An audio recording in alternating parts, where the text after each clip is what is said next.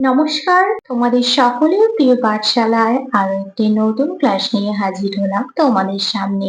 আজকে আমি তোমাদের সাথে আলোচনা করব দ্বিতীয় শ্রেণীর রায়-মার্টিন কোয়েশ্চেন ব্যাংকের প্রথম পর্যায়ক্রমিক মূল্যায়ন 2025-এর সমস্যা সমাধানের সক্ষমতার 4র্থ নম্বর স্কুলটির প্রশ্ন উত্তর।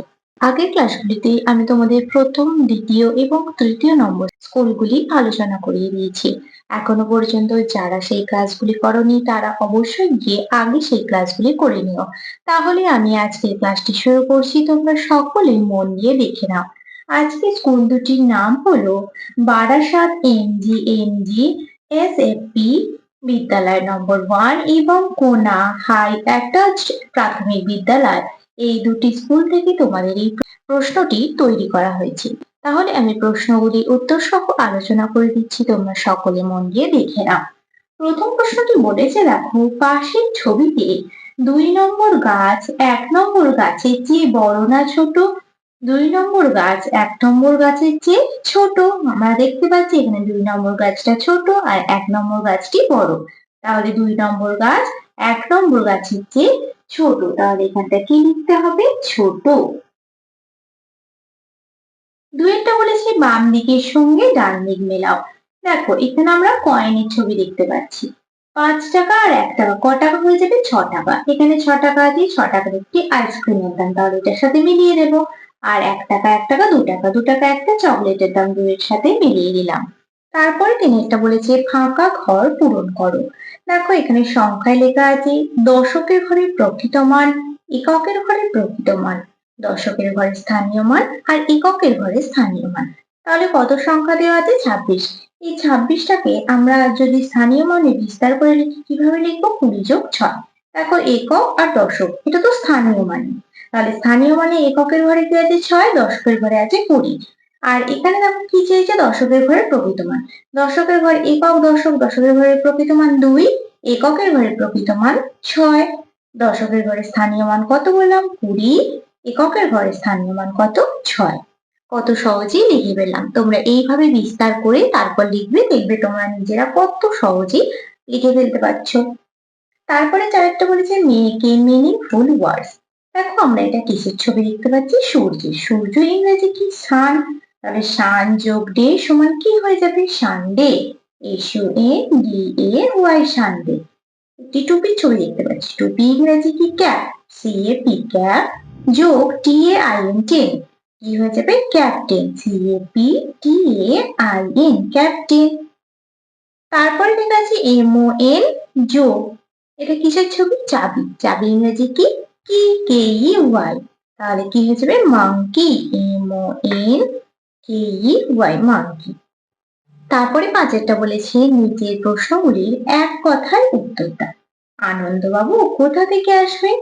চন্দননগর থেকে আসবেন আনন্দবাবু। তাহলে কি লিখে দেবো? চন্দননগর। চন্দননগর। কার ক্ষেতে একটিও ঘাস নেই? ক্ষিতিবাবুর ক্ষেতে একটিও ঘাস নেই। ক্ষিতিবাবুর ক্ষেতে। আমি এটা একটি বাক্যে লিখে দিচ্ছি। দেখো কোন নদীর ঝর্ণা দেখতে যাব? উশ্রী নদীর ঝর্ণা দেখতে যাব। এগুলো প্রত্যেকটা তোমাদের সহজ পাঠ বইতেই আছে। উশ্রী নদী। লেজ তুলে কে হাত থেকে ধান খাবে? কাঠবিড়ালি লেজটি তুলে হাত থেকে ধান খাবে। তাহলে কে? কাঠবিড়ালি। কাঠবিড়ালি। তারপরে ছয়টা কি বলেছে? নিচের প্রশ্নগুলি পূর্ণ বাক্যে উত্তর দাও। বিনা মিনার ছোট ভাইয়ের নাম কি? পূর্ণ বাক্যে লিখতে বলেছে বিনা মিনার ছোট ভাইয়ের নাম হলো নন্দ। চিড়িয়াখানায় হনুমান কিভাবে লাফ দিচ্ছে? উল্টে পাল্টে। এটা তোমাদের আমার বই প্রথম পর্বতেই আছে। চিড়িয়াখানায় হনুমান হনুমান উল্টে পাল্টে লাফ দিচ্ছে।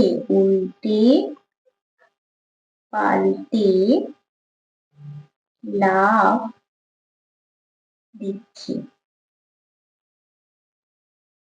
তারপর সাতেরটা বলেছে সংখ্যাটিতে 4-এর প্রকৃত মান, সংখ্যাটিতে 3-এর প্রকৃত মান। কত সংখ্যা দেখতে পাচ্ছি আমরা? 3 10টা 34 দেখতে পাচ্ছি। তাহলে প্রকৃত মান কত? 4। আর 3-এর প্রকৃত মান কত? 3। পরবর্তী পৃষ্ঠায় কি কি প্রশ্ন দেওয়া আছে তাহলে দেখে নেওয়া যাক। আরেকটা বলেছে fill in the blanks with name of season, মানে ঋতুর নাম লিখে তোমাদের শূন্যস্থানগুলো পূরণ করতে হবে। প্রথমেরটা কি আছে? ব্ল্যাক ক্লাউডস আর রেন, কালো মেঘ আর বৃষ্টি কোন ঋতুতে হয়? বর্ষাকালে। Monsoon, MONSOON, monsoon. Very hot, খুব গরম। ড্রাই পন্ড, শুকনো পুকুর কোন ঋতুতে হয়? গ্রীষ্মকালে। Summer, SUMMER, summer. Cold wine, ঠান্ডা বাতাস আর সোয়েটার, সোয়েটার পরি কোন ঋতুতে? শীতকালে। কি লিখে দেবো? উইন্টার। নিউ লিফ, নতুন পাতা। ফ্লাওয়ার, ফুল কোন ঋতুতে হয়? নতুন পাতা ফুল গজায় কোন ঋতুতে? বসন্ত। Spring, SPRING। Very hot, dry পন্ড, দেখো আবারও দিয়েছি কোন ঋতুতে? সামার, গ্রীষ্মকালে। SUMMER, summer. তারপরে 9টা বলেছে সাজিয়ে লেখো ও বাক্য রচনা করো। প্রথমে এটা সাজিয়ে লিখতে হবে ঝাপসা, হাততালি ছায়াকা প দন্তস্বয় আকা, ঝাপসা।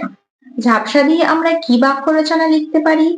এটা লিখতে পারি কুয়াশায়, কুয়াশায় চারিদিক, চারিদিক ঝাপসা হয়ে গেল, ঝাপসা হয়ে গেল, এটা লিখতে পারি।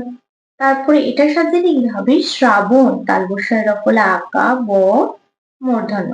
এটা দিয়ে আমরা কি লিখতে পারি? বাক্য রচনা শ্রাবণ মাসে ঘন ঘন ভারী বৃষ্টি হয়। তারপরে বলেছে দেখো 10-এরটা অর্থ লেখো। মিত্রের বিপরীত, মিত্র শব্দের বিপরীত অর্থ কি হবে? শত্রু। কন্যা, কন্যা শব্দের অর্থ কি হবে? মেয়ে। দেখো এখানে বলেছিল অর্থ লেখো, এটা কিন্তু বিপরীত শব্দ দিয়েছে, মিত্রের বিপরীত, আর এটা কিন্তু অর্থ দিয়েছে, শব্দার্থ। ভালো করে দেখে কিন্তু লিখবে তোমরা। 11টা বলেছে 5ই জুন বিশ্ব পরিবেশ দিবসে গাছ লাগাবো।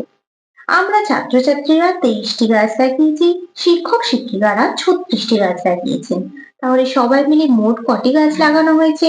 ছাত্রছাত্রীরা 23টি আর শিক্ষক শিক্ষিকারা 36টি।